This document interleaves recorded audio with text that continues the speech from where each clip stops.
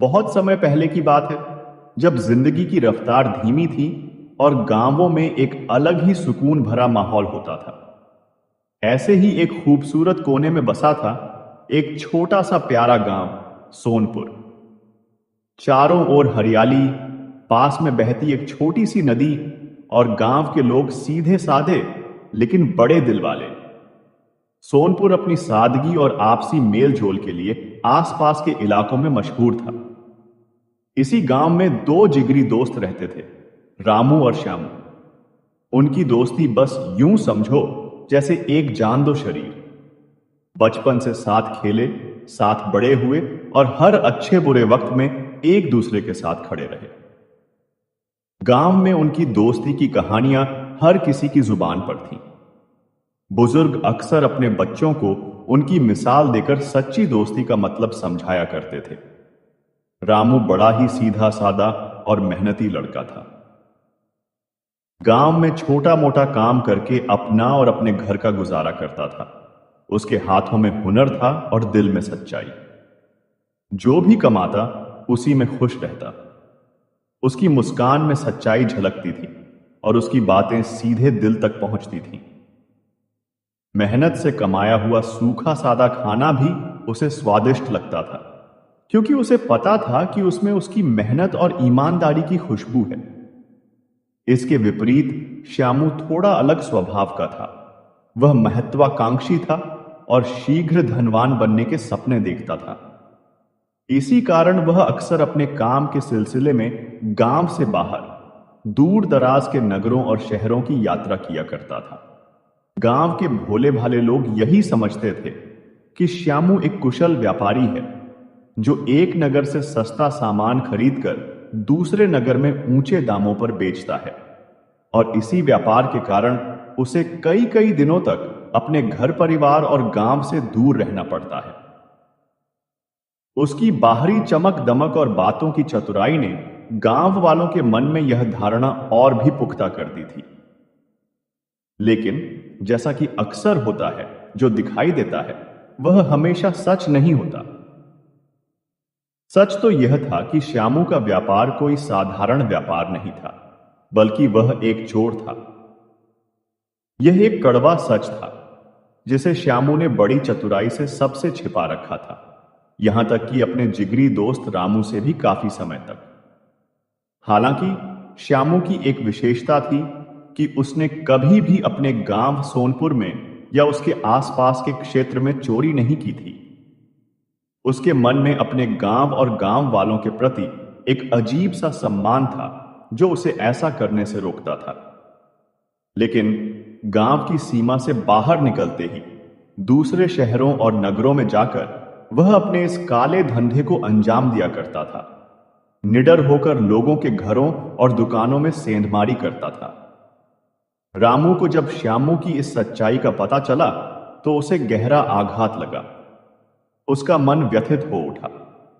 उसने कई बार एकांत में श्यामू को समझाने का भरसक प्रयास किया। वह कहता, श्यामू मेरे भाई, यह चोरी जैसा घृणित पाप तू क्यों करता है? यह रास्ता तुझे कहीं नहीं ले जाएगा सिवाय बर्बादी के। यह चोरी करना सर्वथा गलत है, अधर्म है। इससे मिलने वाला धन कभी सुख नहीं देता, बल्कि मन की शांति छीन लेता है। रामू की आंखों में अपने मित्र के लिए चिंता और वेदना स्पष्ट झलकती थी, पर श्यामू, जो धन और ऐश्वर्य के नशे में चूर था, उसने कभी रामू की नेक सलाह पर ध्यान नहीं दिया। वह उसकी बातों को एक कान से सुनकर दूसरे कान से निकाल देता था। हालांकि वह इतना निर्लज्ज और स्वार्थी भी हो चुका था कि वह रामू को भी अपने साथ इस पाप कर्म में शामिल होने के लिए उकसाता रहता था।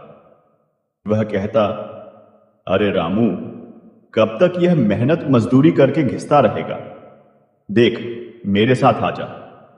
हम दोनों मिलकर काम करेंगे और कुछ ही समय में इतने धनवान बन जाएंगे कि दुनिया हमारी मुट्ठी में होगी। फिर तुझे यह कमर तोड़ मेहनत नहीं करनी पड़ेगी। रामू को श्यामू की यह आदत, यह सोच और यह प्रस्ताव बिल्कुल भी पसंद नहीं थे। उसे घृणा होती थी ऐसे विचारों से। लेकिन उनकी बचपन की दोस्ती, साथ खेले कूदे और बिताए अनगिनत पल एक मजबूत डोर की तरह थे जिसने रामू को बांध रखा था। इसी गहरी मित्रता और श्यामू के मान सम्मान की खातिर रामू ने यह राज कभी भी किसी भी गांव वाले को नहीं बताया। उसने इस रहस्य को अपने सीने में दफन कर लिया था, इस उम्मीद में कि शायद कभी श्यामू सुधर जाए। समय अपनी गति से चलता रहा। एक दिन गांव में यह खबर जंगल की आग की तरह फैल गई कि गांव के बाहरी छोर पर, जहां घना जंगल शुरू होता था, एक पहुंचे हुए साधु महाराज ने अपना डेरा जमाया है। वे एक बड़े वटवृक्ष के नीचे आसन लगाकर ध्यानमग्न रहते थे। उनकी तपस्या और उनके चेहरे का तेज देखकर ही लोग प्रभावित हो जाते थे। गांव के लोग, स्त्री पुरुष, बच्चे बूढ़े, सभी साधु बाबा के दर्शन के लिए बड़ी श्रद्धा और उत्साह के साथ आने लगे। साधु बाबा अत्यंत ज्ञानी और करुणामय थे। वे लोगों को धर्म, नीति, सदाचार और सत्य के मार्ग पर चलने की शिक्षा देते थे। उनके उपदेश सीधे हृदय को छूते थे और उनके प्रवचनों का गांव वालों पर गहरा और सकारात्मक प्रभाव पड़ा। कई लोगों ने उनकी शिक्षाओं से प्रेरित होकर अपने जीवन में अच्छे बदलाव किए। एक दिन गांव वालों की देखा देखी और मन में थोड़ी जिज्ञासा लिए श्यामू और रामू भी साधु बाबा के दर्शन के लिए उनके आश्रम पहुंच गए। उस दिन साधु महाराज कर्मफल और पाप पुण्य पर प्रवचन दे रहे थे। उनके ओजस्वी और सारगर्भित वचनों का श्यामू के मन पर, जो अब तक कठोर और धन लिप्सा से भरा हुआ था, बहुत गहरा प्रभाव पड़ा। पहली बार उसे अपने कर्मों पर ग्लानि महसूस हुई। उसे यह महसूस होने लगा कि चोरी करना वास्तव में एक बहुत बड़ा पाप है, जिसका दंड उसे कभी न कभी अवश्य भुगतना पड़ेगा। साधु बाबा के शब्दों ने उसके अंतर्मन को झकझोर दिया था। उस दिन के बाद से श्यामू बेचैन रहने लगा। साधु बाबा के शब्द उसके कानों में गूंजते रहते थे। एक दिन हिम्मत करके श्यामू अकेले में साधु बाबा के पास पहुंचा और उनके चरणों में गिरकर अपने मन की सारी व्यथा कह सुनाई। वह फूट फूट कर रोते हुए बोला, बाबा, मैं एक पापी हूं, मैं एक चोर हूं। मैंने अनगिनत चोरियां की हैं, लोगों को धोखा दिया है, लेकिन आपके उपदेशों ने मेरे हृदय को परिवर्तित कर दिया है बाबा। आपकी बातों ने मेरे मन को इस कदर छू लिया है कि अब मुझे अपने किए पर घोर पश्चाताप हो रहा है। मैं इस पाप के रास्ते से लौटना चाहता हूं, पर समझ नहीं आता कैसे करूं।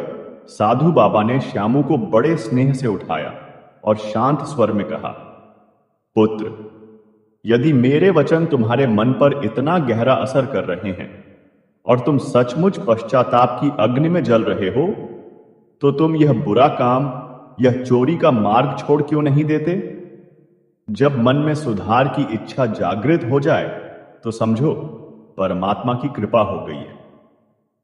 साधु बाबा की बात सुनकर श्यामू और भी दुखी होकर बोला, बाबा, मैं छोड़ना तो चाहता हूं, पर मुझे और कोई काम आता भी तो नहीं है ना। मैंने कभी मेहनत करना सीखा ही नहीं। मैं खेती बाड़ी भी नहीं कर सकता, क्योंकि उसका मुझे कोई ज्ञान नहीं है, और ना ही मैं रामू की तरह दिन रात मेहनत मजदूरी कर सकता हूं। मेरा शरीर इसका आदी नहीं है।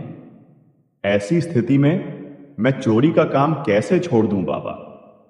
अपने और अपने परिवार का पेट कैसे पालूंगा? उसकी बातों में उसकी विवशता साफ झलक रही थी। तब साधु बाबा ने कुछ देर विचार करने के बाद कहा, बेटा, मेरी एक बात मान। कुछ दिन मेरे साथ इसी आश्रम में रहो। यहां रहकर मेरी सेवा करो, सत्संग सुनो और सात्विक जीवन बिताओ। इससे तुम्हारा हृदय परिवर्तन और भी दृढ़ होगा, तुम्हारा मन शुद्ध होगा और तुम स्वतः ही सही मार्ग पर आ जाओगे। परमात्मा कोई ना कोई रास्ता अवश्य दिखाएगा। श्यामू ने साधु बाबा की बात श्रद्धापूर्वक मान ली। वह अब आश्रम में ही रहकर पूरे मन से साधु बाबा की सेवा करने लगा। वह आश्रम की सफाई करता, उनके लिए जल लाता, उनके भोजन की व्यवस्था में हाथ बंटाता और उनके प्रवचन ध्यान से सुनता। धीरे धीरे 1 महीना बीत गया। श्यामू ने इस 1 महीने में पूर्ण निष्ठा और लगन से साधु बाबा की सेवा की। साधु बाबा भी उसकी सेवा भावना और उसके अंदर आ रहे सकारात्मक बदलाव को देखकर बहुत प्रसन्न हुए। श्यामू के स्वभाव में एक अद्भुत शांति और विनम्रता आ गई थी। एक दिन की बात है, साधु बाबा ने श्यामू को अपने पास बुलाया और कहा, बेटा श्यामू, अब मेरे यहां से प्रस्थान करने का समय आ गया है। साधुओं का एक स्थान पर अधिक समय तक ठहराव नहीं होता। वे तो रमता जोगी होते हैं, एक स्थान से दूसरे स्थान पर ज्ञान और धर्म का प्रकाश फैलाते हुए घूमते रहते हैं। लेकिन मैं तुम्हारी श्रद्धा, सेवा भावना और तुम्हारे हृदय परिवर्तन से बहुत प्रसन्न हूं। इसलिए जाने से पहले तुम मुझसे कुछ भी मांग सकते हो। मैं तुम्हारी कोई एक इच्छा अवश्य पूरी करूंगा। श्यामू कुछ देर सोचता रहा, फिर बोला, बाबा, मैंने सुना है आपके पास ऐसी अद्भुत सिद्धियां हैं जिनसे आप पशु पक्षियों की भाषा भी समझ सकते हैं। यदि आप सचमुच मुझ पर प्रसन्न हैं और मुझे कुछ देना ही चाहते हैं, तो कृपा करके मुझे भी यह सिद्धि प्रदान करें, ताकि मैं भी इन मूक प्राणियों के मन की बात जान सकूं।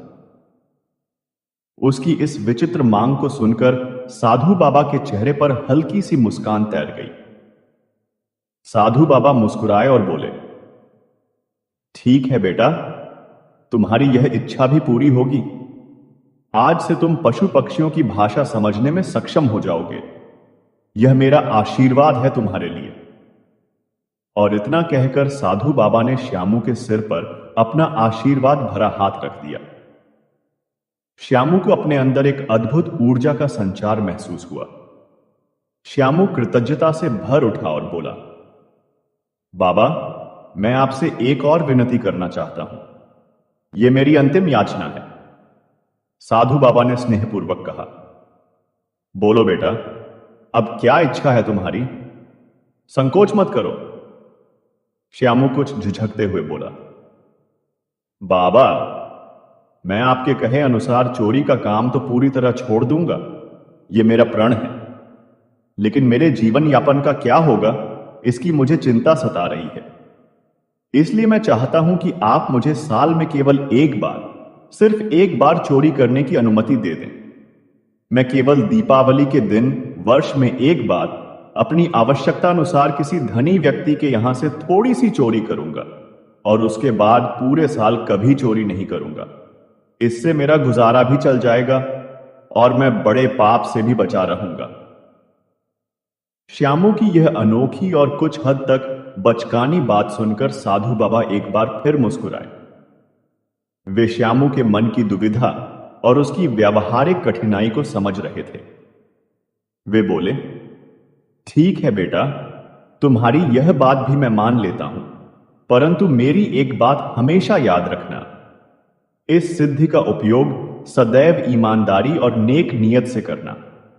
यदि तुमने कभी भी इस सिद्धि का दुरुपयोग किया या इसे गलत मार्ग पर चलने के लिए, किसी को हानि पहुंचाने के लिए प्रयोग किया, तो यह सिद्धि उसी क्षण नष्ट हो जाएगी और तुम्हारे विनाश का कारण बन जाएगी। इस प्रकार साधु बाबा श्यामू को यह अद्भुत सिद्धि और महत्वपूर्ण चेतावनी देकर, उसे आशीर्वाद देकर वहां से दूसरे स्थान की ओर प्रस्थान कर गए। अब श्यामू साधु बाबा के साथ रहकर और उनके उपदेशों को आत्मसात कर पूरी तरह बदल चुका था। उसका स्वभाव अब पहले की तरह उग्र और लालची नहीं रहा था, बल्कि शांत, संयमित और विचारशील हो चुका था। उसके इस आश्चर्यजनक बदलाव को देखकर उसका मित्र रामू भी बहुत खुश था। उसे विश्वास नहीं हो रहा था कि यह वही श्यामू है जो कभी चोरी को ही अपना सब कुछ समझता था। अब श्यामू ने पूरी तरह से चोरी करना छोड़ दिया था, जैसा कि उसने साधु बाबा को वचन दिया था। वह अब साल में केवल एक बार, दिवाली के दिन ही अपनी जरूरत भर की चोरी करने का संकल्प ले चुका था। बाकी समय वह छोटा मोटा काम करके अपना जीवन यापन करने लगा था। रामू की एक छोटी बहन थी जिसका नाम राधा था। वह अब विवाह के योग्य हो चुकी थी। रामू ने बड़े अरमानों से उसका रिश्ता एक अच्छे घर में तय कर दिया था और आज से ठीक 15 दिन बाद विवाह की शुभ तिथि भी निर्धारित थी। घर में खुशी का माहौल था, लेकिन रामू के माथे पर चिंता की लकीरें गहरी होती जा रही थीं। रामू, जो दिन रात मेहनत मजदूरी करके किसी तरह अपना और अपने परिवार का गुजारा चलाता था, उसके पास इतना धन संचित नहीं था कि वह अपनी लाडली बहन का विवाह धूमधाम से तो दूर, ठीक ठाक ढंग से भी कर सके। अब रामू को अपनी बहन के विवाह की चिंता रात दिन सताने लगी थी। वह सोचता रहता कि बारातियों के स्वागत सत्कार और उनके भोजन का इंतजाम वह कैसे करेगा। बहन को देने के लिए कपड़े लत्ते और थोड़े बहुत गहने कहां से आएंगे। इन विचारों से उसकी नींद हराम हो गई थी। अपनी सहायता के लिए रामू ने अपने सभी जान पहचान वालों और कई दूर दराज के रिश्तेदारों के पास जाकर हाथ फैलाए, अपनी मजबूरी बताई।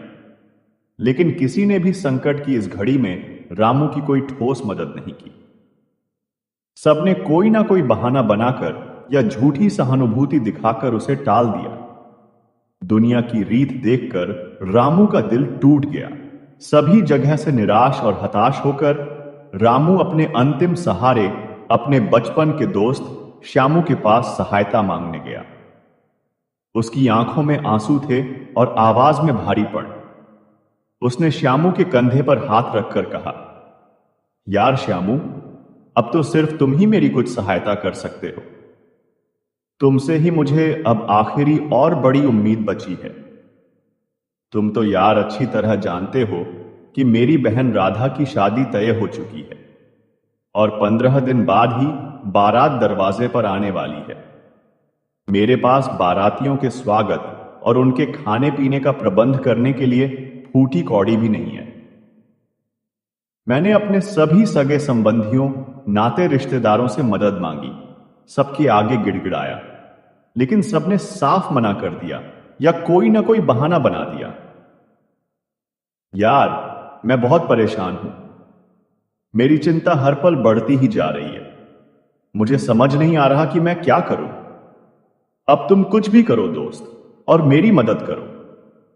मैंने सबसे मदद मांगकर देख लिया, किसी ने एक पैसा तक नहीं दिया। तुम ही कुछ करो दोस्त, तुम ही मेरे सच्चे मित्र हो। मेरे लिए कम से कम 100 स्वर्ण मुद्राओं का इंतजाम कर दो। मैं तुम्हारा यह कर्ज जिंदगी भर नहीं भूलूंगा, और जैसे ही मेरे पास पैसे आएंगे, मैं तुम्हारे सारे पैसे कुछ ही महीनों में ब्याज सहित लौटा दूंगा। रामू की आवाज भर्रा गई थी। श्यामू ने गहरी सांस ली और उत्तर दिया, मित्र रामू, मैं तुम्हारी परेशानी और तुम्हारी विवशता को अच्छी तरह समझ सकता हूं। तुम्हारी बहन राधा मेरी भी बहन के समान है। मैं उसकी शादी में कोई आंच नहीं आने देना चाहता। लेकिन मैं तुम्हारी सहायता कैसे करूं, यह मेरी समझ से परे है। तुम तो भली भांति जानते हो कि मैंने साधु बाबा के कहने पर चोरी करना पूरी तरह से छोड़ दिया है, और केवल दीपावली के दिन ही, वह भी अत्यंत आवश्यकता होने पर, थोड़ी सी चोरी करने का संकल्प लिया है। लेकिन अभी दिवाली आने में तो पूरे 9 महीने बाकी हैं। ऐसे में मैं भला क्या कर सकता हूं? मेरे पास भी इतनी बड़ी रकम नहीं है। रामू लगभग रोते हुए बोला, मुझे नहीं पता श्यामू कि तुम यह सब कैसे करोगे, कहां से लाओगे, लेकिन मुझे किसी भी हालत में 10 दिन के अंदर अंदर 100 स्वर्ण मुद्राओं का इंतजाम चाहिए। अगर ऐसा नहीं हुआ तो मेरी बहन की बारात बिना शादी के ही दरवाजे से वापस लौट जाएगी और मैं जीते जी मर जाऊंगा। गांव में मेरी और मेरे परिवार की कितनी बदनामी होगी, यह सोचकर ही मेरा दिल बैठा जा रहा है। श्यामू ने अपने मित्र की यह दशा देखी तो उसका हृदय भी द्रवित हो उठा। वह कुछ देर मौन रहकर सोचता रहा, फिर दृढ़ निश्चय के साथ बोला, ठीक है मित्र, तुम चिंता मत करो। तुम्हारी बहन मेरी भी बहन के समान है और उसकी इज्जत मेरी इज्जत है। मैं तुम्हारे लिए धन की व्यवस्था अवश्य करूंगा, चाहे मुझे इसके लिए अपना संकल्प ही क्यों ना तोड़ना पड़े। मैं आज ही 5 दिनों के लिए एक जरूरी काम से बाहर जा रहा हूं। अगर मैं 5 दिन में धन लेकर लौटकर नहीं आया तो तुम मेरा इंतजार मत करना और समझ लेना कि मैं अपने प्रयास में असफल रहा। रामू की आंखों में आशा की एक किरण चमक उठी। उसने श्यामू के हाथ पकड़कर कहा, मित्र, तुम्हारा यह उपकार मैं जीवन भर नहीं भूलूंगा। तुम जाओ। मैं ईश्वर से प्रार्थना करूंगा कि तुम अपने कार्य में सफल हो और जल्दी ही धन लेकर सकुशल लौट आओ। मुझे तुम पर पूरा भरोसा है। अब श्यामू अपने मित्र रामू की सहायता के लिए उसकी बहन के विवाह हेतु धन जुटाने के लिए बरसों बाद एक बार फिर चोरी करने का इरादा लेकर एक लंबी यात्रा पर निकल पड़ा। उसने अपना भेष बदला, कुछ जरूरी औजार अपने झोले में रखे और अनजान नगर की ओर चल दिया। चलते चलते वह एक घने जंगल से होता हुआ एक विशाल नदी के पास पहुंचा। नदी काफी चौड़ी और गहरी थी और उसे पार करने के लिए कोई नाव भी नजर नहीं आ रही थी। श्यामू ने अपने कपड़े समेटे और हिम्मत करके नदी पार करने के लिए पानी में उतरने ही वाला था, तभी पीछे से किसी ने पुकारा, रुको मित्र, मेरा थोड़ा इंतजार करो, मैं भी तुम्हारे साथ ही नदी पार करना चाहता हूं। श्यामू ने पीछे मुड़कर देखा तो पाया कि वह पास के ही एक मंदिर का पुजारी था, जो शायद किसी यजमान के यहां से पूजा कराकर लौट रहा था। पुजारी थोड़ा स्थूलकाय था और अकेले नदी पार करने में घबरा रहा था, इसलिए वह श्यामू की सहायता मांग रहा था। पुजारी ने अपनी एक भारी सी पोटली, जिसमें शायद दक्षिणा का सामान था, श्यामू को थमा दी और अपना एक हाथ उसकी ओर बढ़ा दिया ताकि श्यामू उसे सहारा देकर नदी पार करा सके। दोनों एक दूसरे का हाथ थामे धीरे धीरे नदी पार करने लगे। पानी कमर तक आ गया था और बहाव भी तेज था। तभी अचानक पास के एक पेड़ पर बैठे किसी पक्षी की तेज आवाज आई, ची ची ची। श्यामू, जिसे साधु बाबा से पशु पक्षियों की भाषा समझने की सिद्धि प्राप्त थी, एकदम सतर्क हो गया। उसने पक्षी की बात समझ ली थी। उसने अनजाने में ही अपना सिर ना में हिलाया, जैसे वह पक्षी को कोई जवाब दे रहा हो। पुजारी ने यह देखा पर कुछ कहा नहीं। वे दोनों सावधानी से आगे बढ़ते रहे। जब वे दोनों नदी के लगभग बीच में पहुंचे, जहां पानी सबसे गहरा और बहाव सबसे तेज था, तो फिर से उसी पक्षी की आवाज आई, इस बार और भी जोर से। श्यामू ने एक बार फिर अनजाने में ही ना में सिर हिलाया।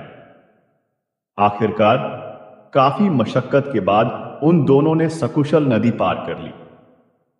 नदी के दूसरे किनारे पहुंचकर श्यामू ने पुजारी को उसकी पोटली वापस लौटा दी और अपनी यात्रा पर आगे बढ़ने के लिए जैसे ही मुड़ा, पुजारी ने उसे रोक लिया।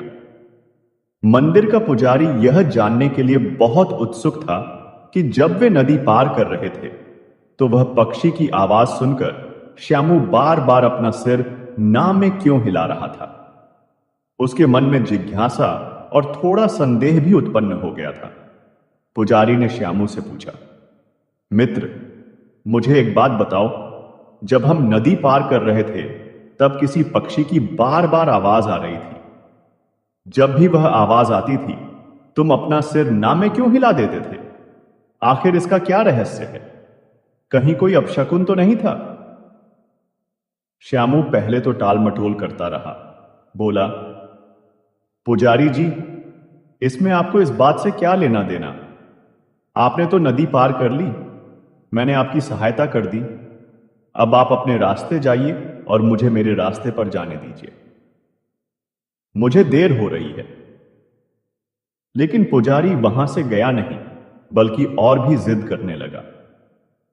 वह बोला, नहीं मित्र, जब तक तुम मुझे यह बात साफ साफ नहीं बताओगे, मेरे मन को शांति नहीं मिलेगी। मुझे यह जानना ही है। पुजारी की जिद देखकर श्यामू ने गहरी सांस ली और कहा, ठीक है पुजारी जी, अगर आप इतना आग्रह कर ही रहे हैं और जानना ही चाहते हैं तो सुनिए। मैं आपको सब सच सच बताता हूं, लेकिन यह रहस्य आप किसी और को मत बताना, यह मेरी आपसे विनती है। पुजारी ने हामी भर दी। श्यामू बोला, देखिए पुजारी जी, सच तो यह है कि मैं एक चोर हूं। मैं कोई व्यापारी या भला मानस नहीं हूं। मेरे एक परम मित्र की बहन का विवाह होने वाला है और उसकी शादी के खर्चे के लिए मुझे तत्काल 100 स्वर्ण मुद्राओं का इंतजाम करना है। इसी उद्देश्य से मैं चोरी करने के लिए एक बड़े नगर की ओर निकला हूं, और जब हम दोनों नदी में चलने लगे थे उसे पार करने के लिए, तब वह पक्षी जो पेड़ पर बैठा था उसने मुझसे मेरी भाषा में कहा था कि आपकी इस पोटली में बहुत सारा सोना और कीमती सामान रखा है और मैं चाहूं तो इसे आसानी से चुरा सकता हूं, क्योंकि आप मुझ पर विश्वास कर रहे हैं। लेकिन मैंने सिर हिलाकर उसे मना कर दिया, क्योंकि आपने मुझे मित्र कहकर पुकारा था और सहायता के लिए मेरी ओर अपना हाथ बढ़ाया था। मैं अपने मित्र का मान और उसकी निष्ठा को कैसे भूल सकता हूं, खासकर तब जब इस समय भी मैं एक मित्र की सहायता के लिए ही अपने प्राण संकट में डालकर निकला हूं। श्यामू की यह अद्भुत और विरोधाभासी बातें सुनकर पुजारी चकित और अवाक रह गया। उसे विश्वास नहीं हो रहा था कि एक चोर ऐसी बातें कर सकता है। श्यामू ने अपनी बात आगे बढ़ाते हुए कहा, पुजारी जी, जब हम नदी के बीचों बीच पहुंचे, जहां पानी बहुत गहरा था, तब उस पक्षी ने मुझसे फिर कहा था कि यह अच्छा मौका है। मैं आपको पानी में धक्का दे दूं, आपकी पोटली छीन लूं और सारा सोना लेकर भाग जाऊं। कोई देखेगा भी नहीं। लेकिन मैंने फिर से सिर हिलाकर उसे मना कर दिया। यदि मैं ऐसा करता तो यह सिर्फ चोरी नहीं बल्कि विश्वासघात और हत्या का प्रयास होता। यह अपने मित्र धर्म के साथ और उस साधु बाबा के दिए वचन के साथ भी धोखा होता, जिन्होंने मुझे यह सिद्धि दी है। मैं कभी ऐसा अधर्म नहीं कर सकता, चाहे मेरी जान ही क्यों ना चली जाए। श्यामू की बातें सुनकर पुजारी का मन दुविधा और आश्चर्य से भर गया। वह सोचने लगा, यह कैसा विचित्र चोर है जो चोर होते हुए भी धर्म, सत्य और मित्रता की इतनी ऊंची ऊंची बातें कर रहा है। उसके चेहरे पर ईमानदारी का तेज भी झलक रहा था।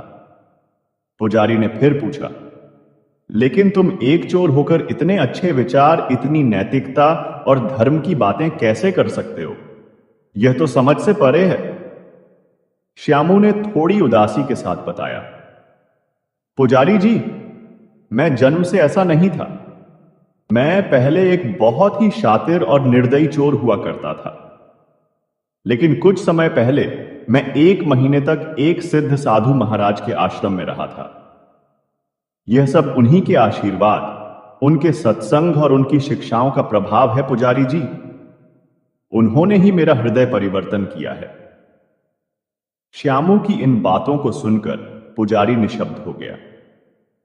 उसके मन में श्यामू के प्रति घृणा के स्थान पर एक अजीब सा सम्मान और करुणा का भाव जागृत हो गया। इसके बाद पुजारी अपने रास्ते पर चला गया और श्यामू अपने रास्ते पर।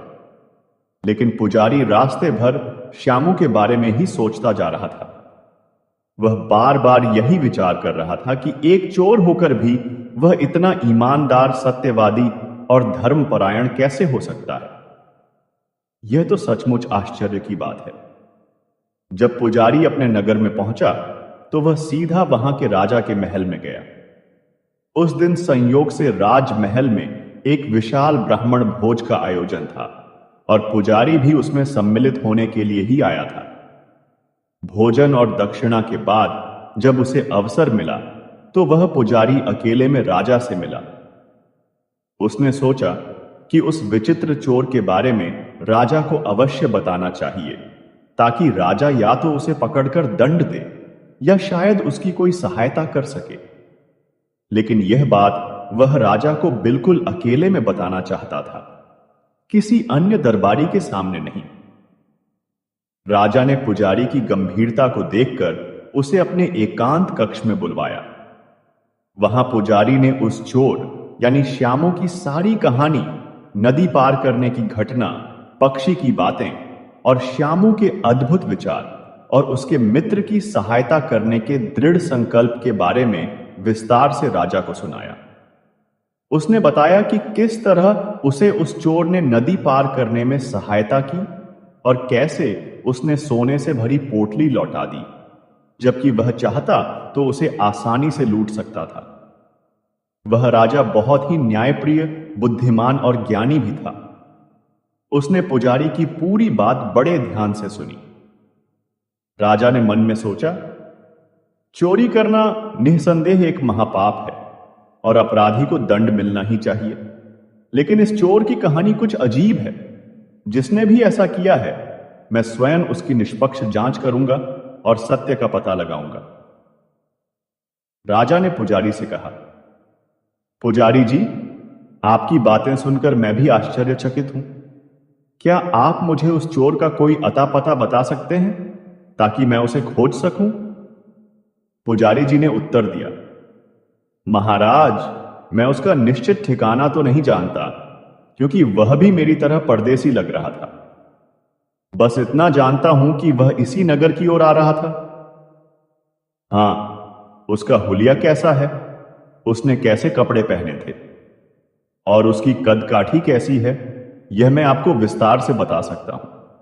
और मुझे पूरा विश्वास है कि यदि वह इस नगर में आया है तो सबसे पहले नगर की सबसे बड़ी सराय में ही ठहरेगा, क्योंकि रात होने वाली थी। उस पुजारी ने चोर यानी श्यामू का पूरा हुलिया, उसके कपड़ों का रंग और उसकी विशेष पहचानें, जैसे उसकी चाल ढाल और बातचीत का तरीका, सब कुछ राजा को विस्तार से बता दिया। राजा ने अपने लिए 4 मोटी मोटी रोटियां और थोड़ा सा अचार बनवाया, उन्हें एक साधारण सी पोटली में रखा और स्वयं भी एक अत्यंत साधारण ग्रामीण का भेष धारण किया। उसने अपने राजसी वस्त्र उतारकर मैले कुचैले कपड़े पहन लिए ताकि कोई उसे पहचान न सके। फिर वह चुपके से महल से निकलकर नगर की उस बड़ी सराय में पहुंच गया जिसका जिक्र पुजारी ने किया था। वह वहां एक कोने में बैठकर आने जाने वालों पर नजर रखने लगा, श्यामू की तलाश में। आधी रात का समय था। सराय में अधिकतर यात्री सो चुके थे। तभी राजा ने पुजारी द्वारा बताए गए हुलिये वाले व्यक्ति यानी श्यामू को पहचान लिया। श्यामू भी थका मांदा सराय के एक कोने में लेटा हुआ था, शायद अपनी अगली योजना के बारे में सोच रहा था। राजा धीरे से उसके पास गया और उससे जानबूझकर बातचीत शुरू की। राजा ने पूछा, भाई, तुम कौन हो और इतनी रात को यहां क्या कर रहे हो? क्या किसी काम की तलाश में हो? श्यामू ने राजा को, जो कि साधारण भेष में था, ऊपर से नीचे तक देखा और बोला, तुम मुझसे क्यों पूछ रहे हो? तुम कौन हो? राजा ने धीमी आवाज में, राजदार वाले अंदाज में कहा, मैं भी तुम्हारी तरह ही एक मुसाफिर हूं और सच कहूं तो मैं एक चोर हूं और किसी अच्छे मौके की फिराक में हूं। यह सुनकर श्यामू की आंखों में चमक आ गई। तब श्यामू ने भी फुसफुसाते हुए कहा, अरे दोस्त, यह तो बहुत अच्छा हुआ। मैं भी एक चोर हूं और आज रात कुछ बड़ा हाथ मारने की सोच रहा हूं। क्यों ना हम दोनों मिलकर चोरी करें? जो भी मिलेगा आधा आधा बांट लेंगे। राजा ने तुरंत सहमति जताते हुए कहा, हां हां, क्यों नहीं। मुझे भी कम से कम 500 स्वर्ण मुद्राओं की सख्त जरूरत है। बताओ, तुम्हारा क्या इरादा है? श्यामू ने सराय के ठीक सामने वाली एक बड़ी सी किराने की दुकान की ओर इशारा करते हुए कहा, देखो, वह सामने वाली दुकान आज रात मेरा निशाना है। मुझे पक्की खबर मिली है कि सेठ आज ही बाहर से माल बेचकर लौटा है और उसके पास काफी नकदी है। हम दोनों मिलकर उस दुकान का ताला तोड़ते हैं। रात के घने सन्नाटे में जब सारा नगर सो रहा था, वे दोनों दबे पांव उस दुकान की ओर बढ़ गए। आसपास कोई नहीं था। श्यामू अपने औजारों से दुकान के मजबूत ताले को तोड़ने में माहिर था। कुछ ही देर में उसने कुशलता से ताला तोड़ दिया। फिर दोनों अंदर घुसे। श्यामू ने अंदर जाकर तिजोरी ढूंढी और उसे भी अपने हुनर से खोल लिया। तिजोरी नोटों और सिक्कों से भरी हुई थी। श्यामू ने जल्दी जल्दी 500 स्वर्ण मुद्राएं अपने लिए निकाली और 500 स्वर्ण मुद्राएं राजा को दे दी। पैसे लेने के बाद श्यामू की नजर पास में रखी कुछ बोरियों पर पड़ी। उसने सोचा, शायद इनमें कुछ खाने का सामान हो। भूख भी लग रही थी। एक बोरी में उसे सफेद रंग की कोई चीज दिखी। उसने सोचा, यह शक्कर या मिश्री होगी। उसने एक मुट्ठी भरकर वह सफेद चीज अपने मुंह में डाल ली, लेकिन जैसे ही उसने उसे चबाया, उसका मुंह कड़वा हो गया। हाय, वह शक्कर नहीं बल्कि नमक था। उसे तुरंत अपनी गलती का एहसास हुआ और उसने उस नमक को फौरन थूक दिया। जैसे ही उसे यह एहसास हुआ कि उसने अनजाने में ही सही दुकानदार का नमक खा लिया है, उसका चेहरा बदल गया। उसने फौरन अपने साथी यानी भेष बदले हुए राजा से वे 500 अशर्फियां वापस मांगी जो उसने उसे दी थीं। राजा ने जानबूझकर आनाकानी की और मना किया तो श्यामू को गुस्सा आ गया। उसने राजा के मुंह पर एक हल्का सा तमाचा जड़ दिया और उससे अशर्फियां छीन ली। फिर उसने अपनी 500 अशर्फियां और राजा से छीनी हुई 500 अशर्फियां यानी पूरी 1000 अशर्फियां वापस उसी तिजोरी में रख दी और तिजोरी को पहले की तरह बंद कर दिया। दुकान का ताला भी जैसा तोड़ा था वैसा ही वापस लगाने की कोशिश की ताकि सुबह किसी को जल्दी शक न हो। इसके बाद राजा चुपचाप श्यामू के पीछे पीछे सराय की ओर चल दिया। वह श्यामू की इन अजीबोगरीब हरकतों को देखकर हैरान भी था और उसके मन में श्यामू के प्रति कौतूहल और भी बढ़ गया था। जब वे दोनों सराय के अपने अपने कोने में पहुंचे तो राजा ने खुद को रोक न सका और श्यामू से पूछा, भाई, यह तुमने क्या किया? पहले तो तुमने इतनी मेहनत से रुपए चुराए और फिर उन्हें वापस तिजोरी में क्यों रख दिया? मुझे भी कुछ समझ नहीं आया। ऐसा क्यों किया तुमने? तब श्यामू ने एक ठंडी सांस भरकर उत्तर दिया, क्या बताऊं दोस्त, मैं भी तुम्हारी तरह चोर हूं और दुकान में कुछ खाने के लिए ढूंढ रहा था, लेकिन गलती से मैंने उस दुकानदार का नमक खा लिया। और हमारे यहां शास्त्रों में लिखा है और मेरे गुरु ने भी सिखाया है कि जिसका नमक खाया हो उसके साथ कभी विश्वासघात नहीं करना चाहिए, उसकी बुराई नहीं करनी चाहिए। यह धर्म के विरुद्ध है। इसीलिए जैसे ही मुझे अपनी गलती का एहसास हुआ, मैंने सारे रुपए वापस उसी तिजोरी में रख दिए। अब मैं इस दुकानदार के यहां चोरी नहीं कर सकता। चोर की यह धर्म अधर्म की बातें सुनकर राजा, जो स्वयं भी ज्ञानी था, आश्चर्यचकित रह गया। राजा मन ही मन सोचने लगा कि यह कैसा चोर है जो चोरी भी करता है और धर्म और ज्ञान की इतनी गूढ़ बातें भी कर रहा है। उसे अब उस पुजारी की बातों पर अक्षरशः पूरा विश्वास हो गया था। उसे अब इस चोर के बारे में और भी गहराई से जानने की उत्सुकता होने लगी। इसके बाद राजा ने उसे फिर से उकसाते हुए कहा, कोई बात नहीं दोस्त, जो हुआ सो हुआ। चलो अब किसी और दूसरी जगह हाथ साफ करते हैं। आज रात खाली हाथ नहीं लौटना है। यह सुनकर श्यामू ने राजा को गुस्से से देखा और उसे एक और हल्का सा तमाचा जड़ दिया और बोला, क्या पागल हो गए हो? क्या हम सारी रात चोरियां ही करते रहेंगे? एक बार मन बदल गया तो बदल गया। आज के लिए इतना ही।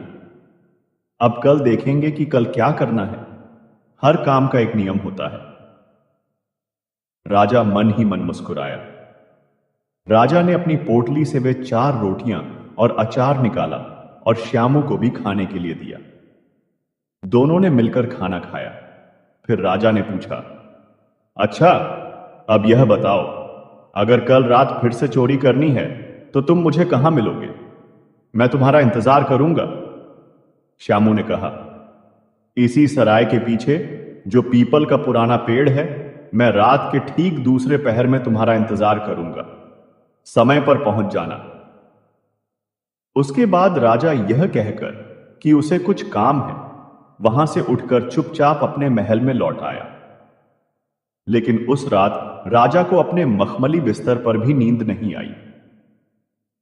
वह सारी रात श्यामू के बारे में ही सोचता रहा कि यह किस प्रकार का विचित्र चोर है जो चोरी जैसा निकृष्ट काम करता है, लेकिन उसके सिद्धांत और उसकी धर्म और सच्चाई की बातें किसी ऋषि मुनि से कम नहीं है। अगली रात राजा फिर से उसी साधारण ग्रामीण भेष में, हाथ में रोटियों की वही पोटली लिए हुए, सराय के पीछे उस पुराने पीपल के पेड़ के पास पहुंच गया जहां श्यामू पहले से ही उसका इंतजार कर रहा था। राजा ने उसे फिर से खाने के लिए रोटियां दी। जब वे दोनों खाना खाकर और पानी पीकर निश्चिंत हो गए तो राजा ने एक नई योजना बनाते हुए कहा, चलो भाई, आज रात हम कोई छोटी मोटी चोरी नहीं करेंगे। आज हम सीधे राजा का खजाना लूटते हैं। वहां हमें इतना धन मिलेगा कि हमारी 7 पुश्तों को भी काम नहीं करना पड़ेगा। श्यामू यह सुनकर पहले तो थोड़ा चौंका, फिर बोला, भाई, बात तो तुम्हारी पते की है। राजा के खजाने में धन तो बहुत होगा, इसमें कोई संदेह नहीं, लेकिन वहां खतरा भी उतना ही ज्यादा होगा। चारों तरफ कड़े पहरेदार होंगे। अगर मुझे राजा के महल के अंदर के गुप्त रास्तों और खजाने के कमरे के बारे में कुछ ठीक ठीक पता होता तो मैं यह खतरा मोल लेने को तैयार हो जाता। राजा ने तुरंत कहा, तुम उसकी चिंता बिल्कुल मत करो। मुझे राजा के महल के चप्पे चप्पे और खजाने तक पहुंचने के सारे गुप्त रास्ते मालूम हैं। मैं पहले महल में काम कर चुका हूं। हम बड़ी आसानी से बिना किसी को खबर हुए चोरी कर पाएंगे। बस तुम मेरा साथ दो। चलो चलते हैं, देर क्यों करें। असल में राजा आज अपने ही महल के पहरेदारों की सतर्कता और वफादारी परखना चाहता था।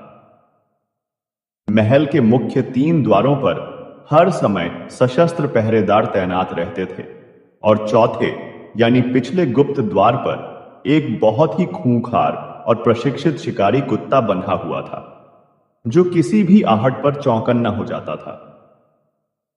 जब वे दोनों यानी श्यामू और भेष बदला हुआ राजा आधी रात के बाद महल के पास पहुंचे तो उन्होंने बड़ी हैरानी से देखा कि तीनों द्वारों पर तैनात पहरेदार और वह खूंखार कुत्ता भी सभी गहरी नींद में सो रहे थे, जैसे किसी ने उन्हें कोई नशीला पदार्थ सूंघा दिया हो।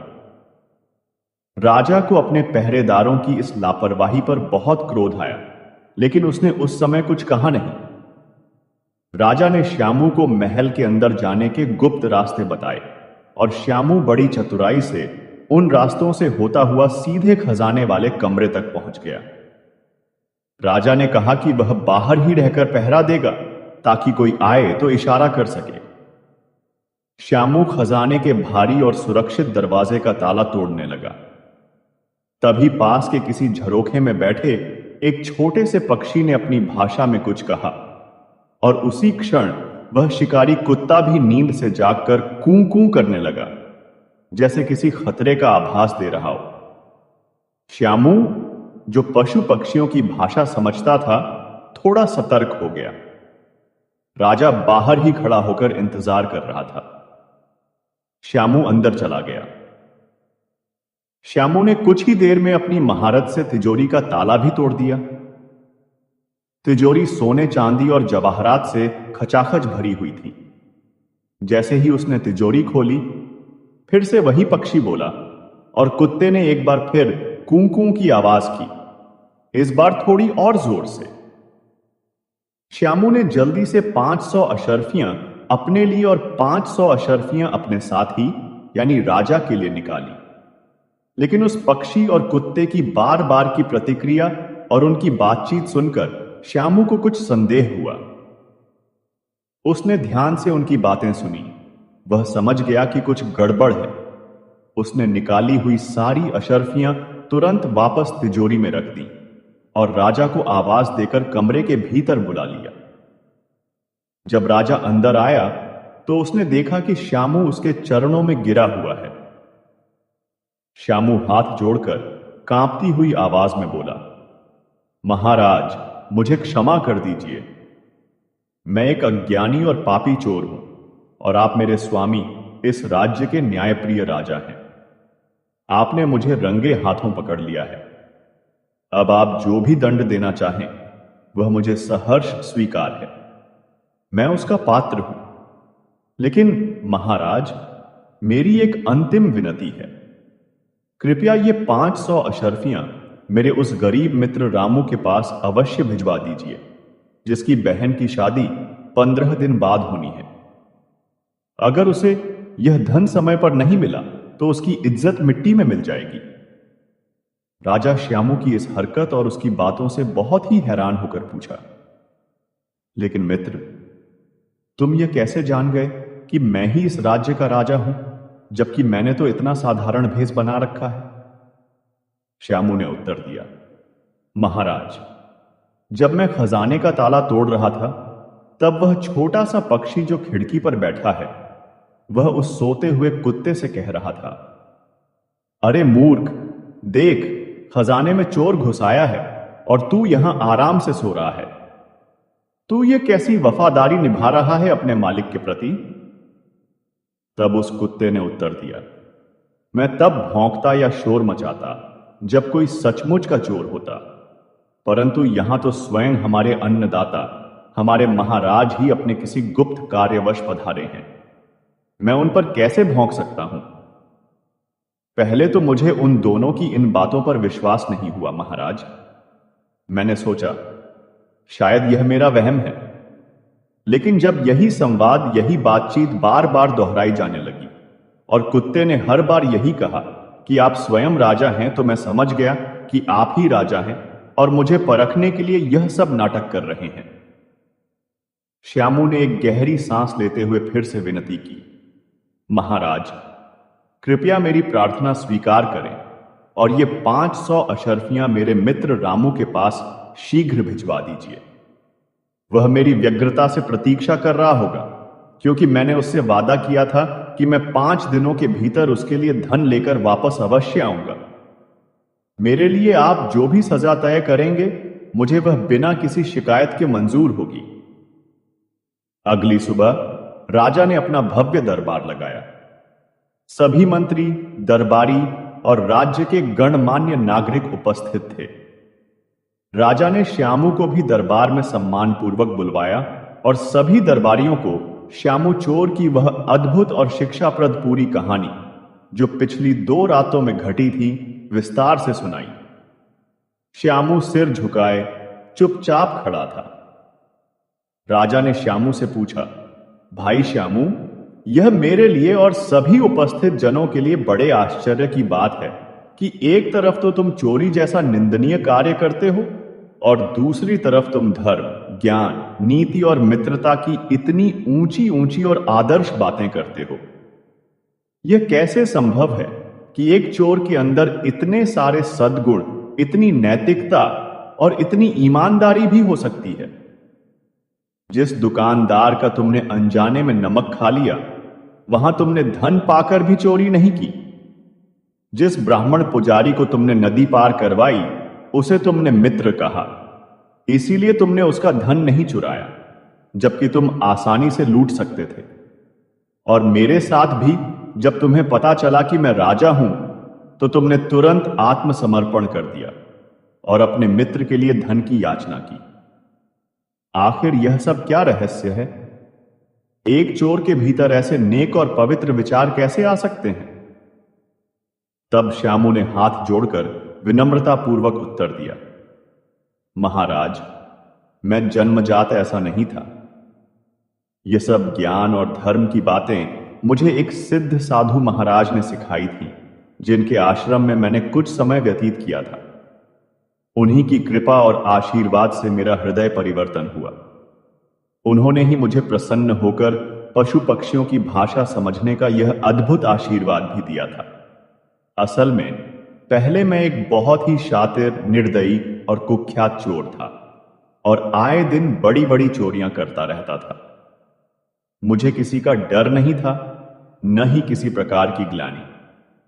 लेकिन उस महान साधु महाराज के अमृत वचनों ने, उनके सत्संग ने मुझे सही मार्ग दिखाया और मेरा हृदय पूरी तरह से परिवर्तित कर दिया।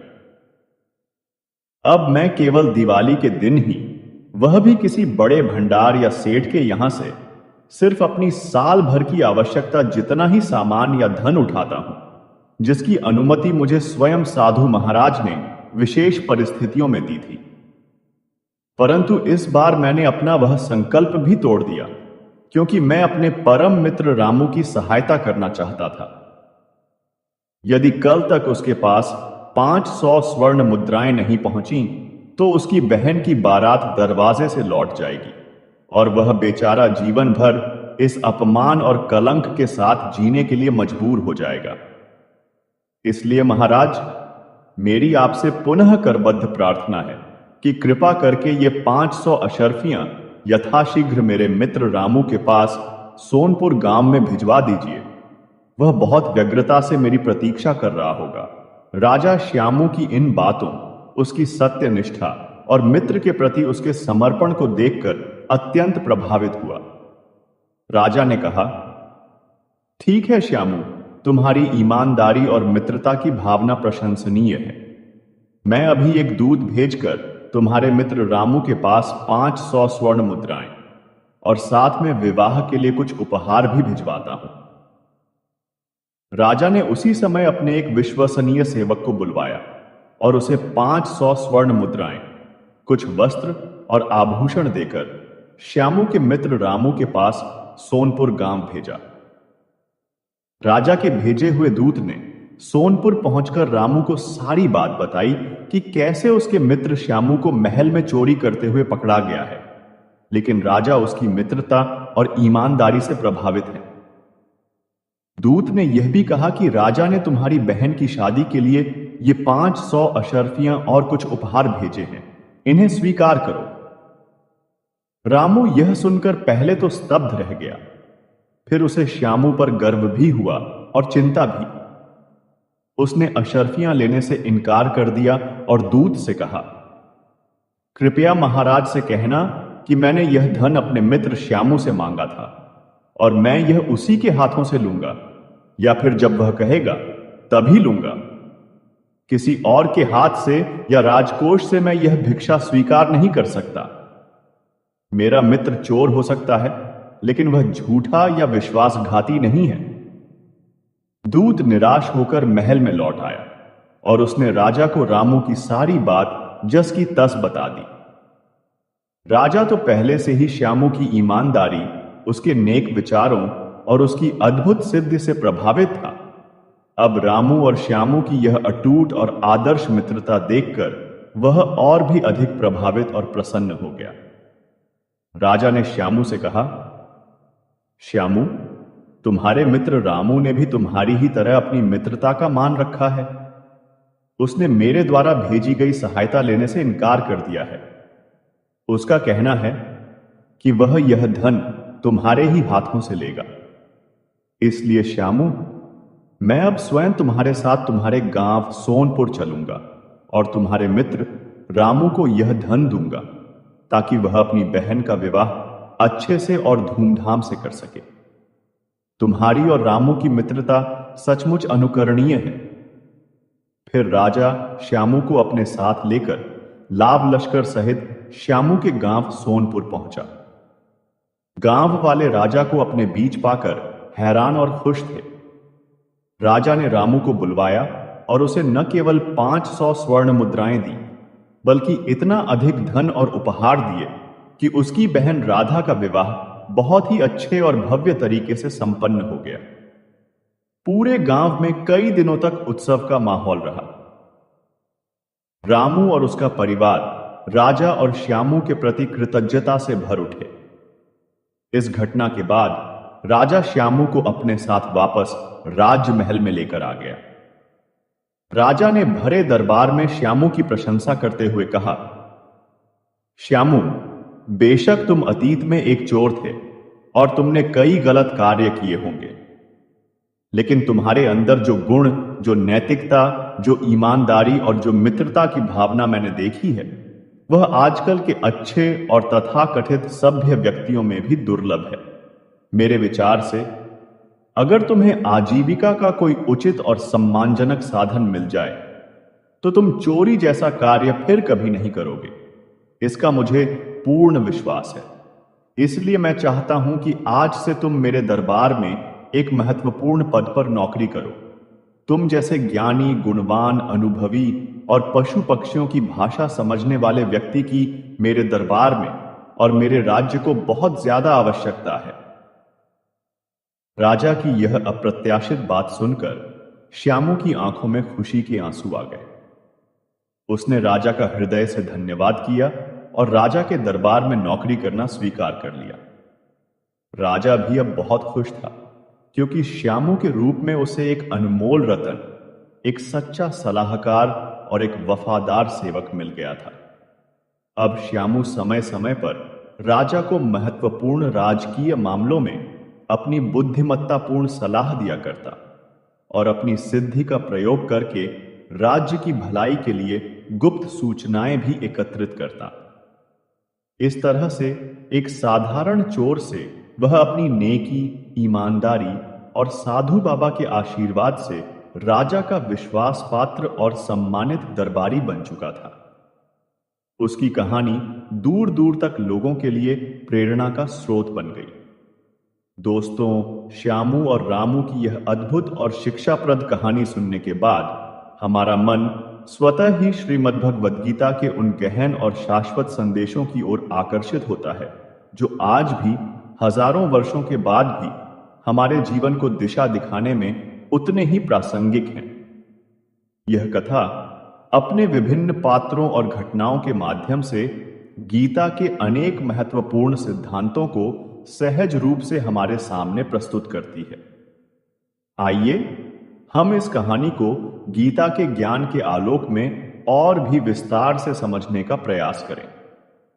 पहला और सबसे महत्वपूर्ण संदेश जो इस कहानी से उभरता है, वह है परिवर्तन और उद्धार का मार्ग, जो प्रत्येक जीवात्मा के लिए सदैव खुला रहता है।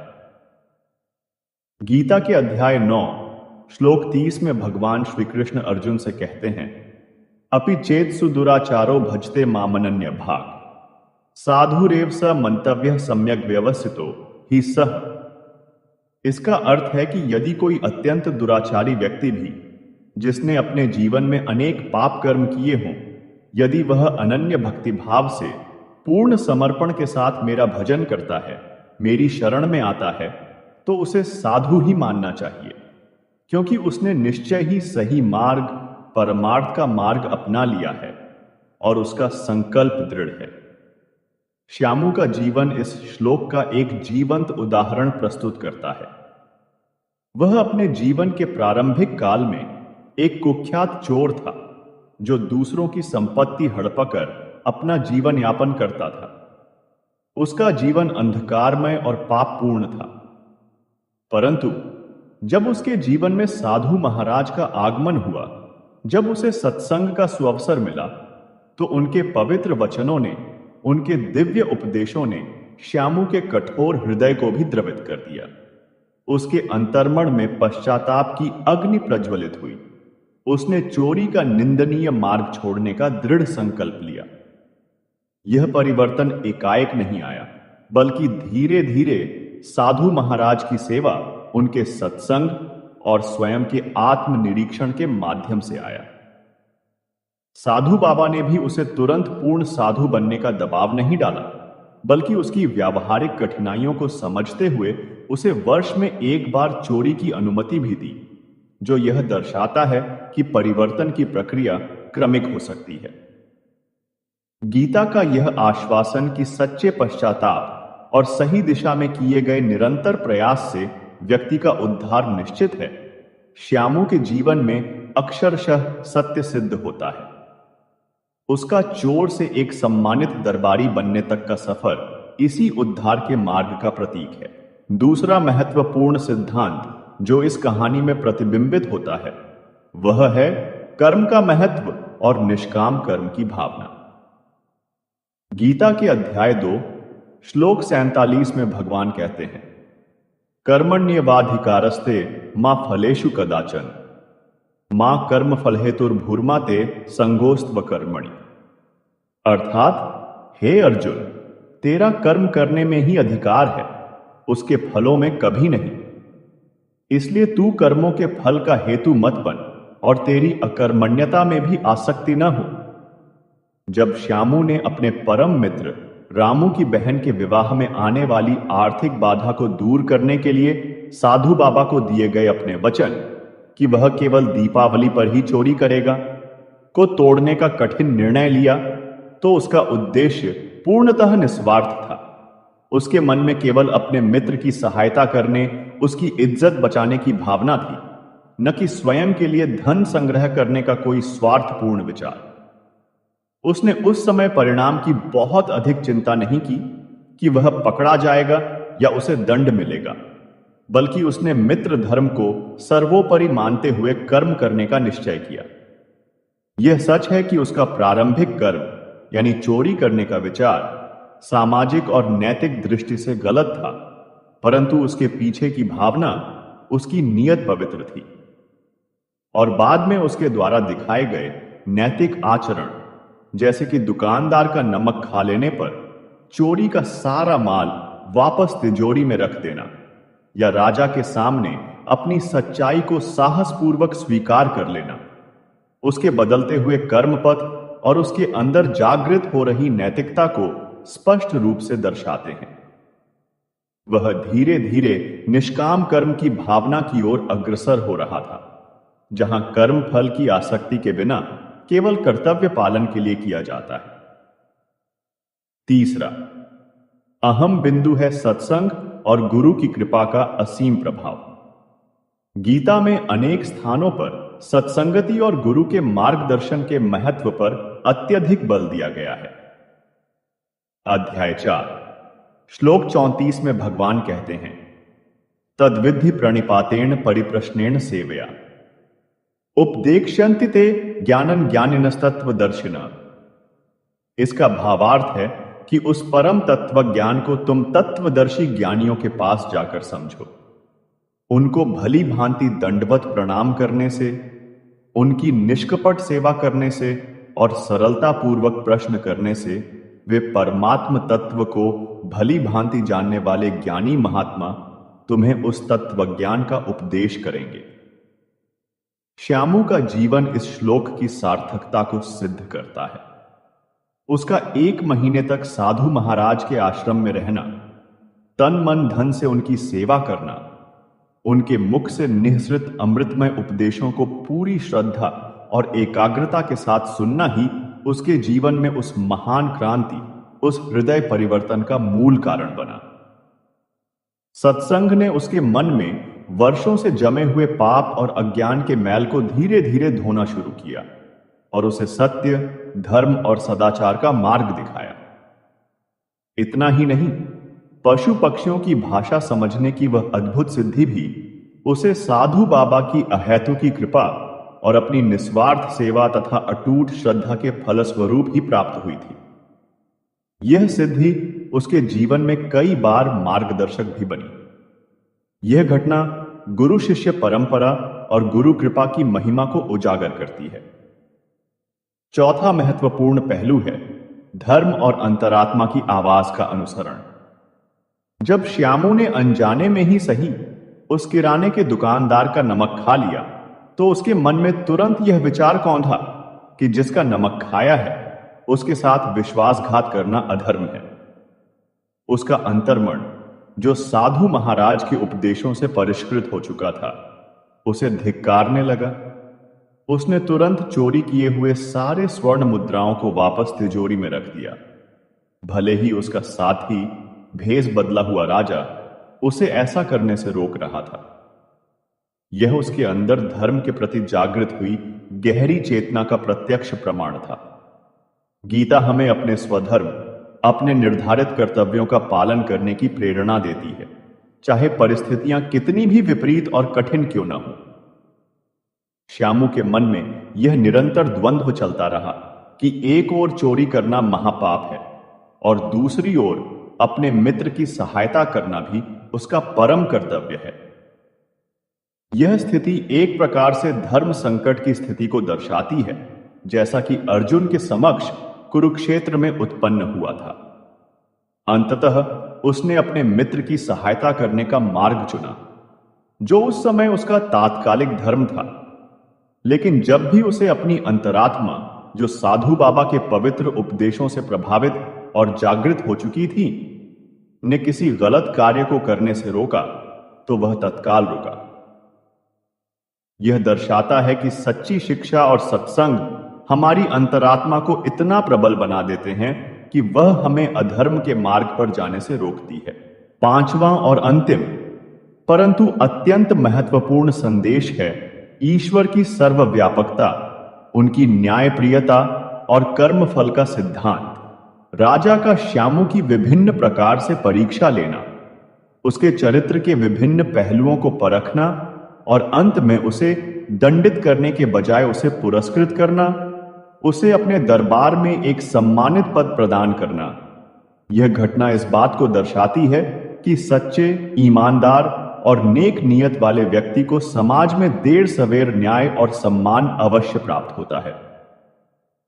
गीता में भगवान श्री कृष्ण स्पष्ट रूप से कहते हैं कि वे सभी प्राणियों के हृदय में अंतर्यामी रूप से स्थित हैं और उनके प्रत्येक कर्म के साक्षी हैं। ईश्वरः सर्वभूतानां हृदयेषु अर्जुन तिष्ठति। अध्याय 18 श्लोक 61।